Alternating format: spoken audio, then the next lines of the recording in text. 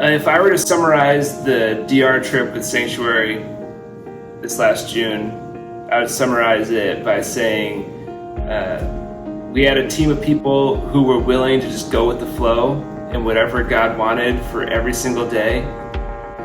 Every single day we saw God answer prayers, and every single day we saw kids come out of the woodwork like we didn't expect, had conversations with people about their life, about their interest level in Jesus, maybe for the first time in their lives.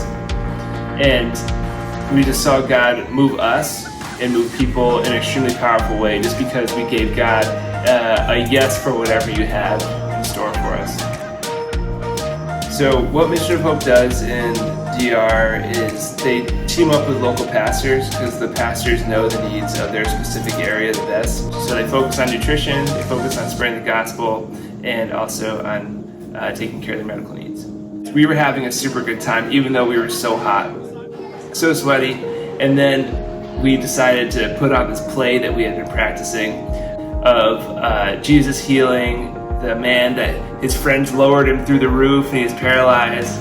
So hopefully they were getting the message conveyed. And we were like, man, is this making any impact on kids? At the end of the week, we ended up meeting this guy named Reggie.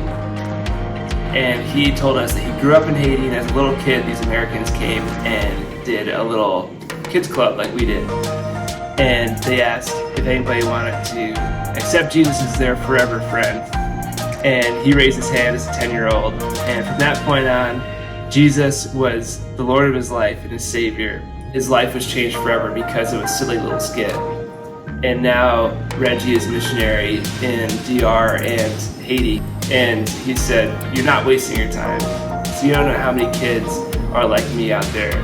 It was a gift to us to be able to be on the trip. It felt like it was a gift to the kids that we were there as well. All sorts of situations where we didn't have our interpreter with us, our Spanish-speaking team members that didn't even know what their ability was before, they were so helpful. And it was cool to see the way that God not only gave them situations to use their Spanish or their French, but really emboldened them to do so. There was this one time one of our team members sees this little boy peeking around the door, and she says, I'm gonna go invite him inside. And she's the one who speaks French. And she walked up to him and told him that he could come inside, and he said, no, I don't want to come inside. And she said, you can come sit with us, you belong here. And he was like, no, I'm not gonna come in. And then she went back and sat down, and he took one step in the door. And then he found a chair and he sat right in front of the door inside the church. And then a few minutes later, he scooted a little closer. And then a few minutes later, he was sitting right by her side.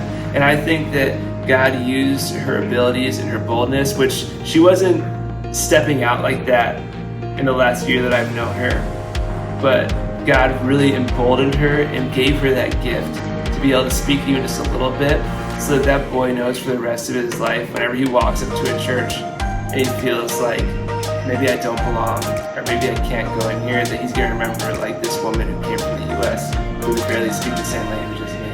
But that's the heart of the Father, that he belongs in the church. It's a place where he can belong. And that was really cool to see that God emboldened our teammates that way to share something that can impact a kid for eternity.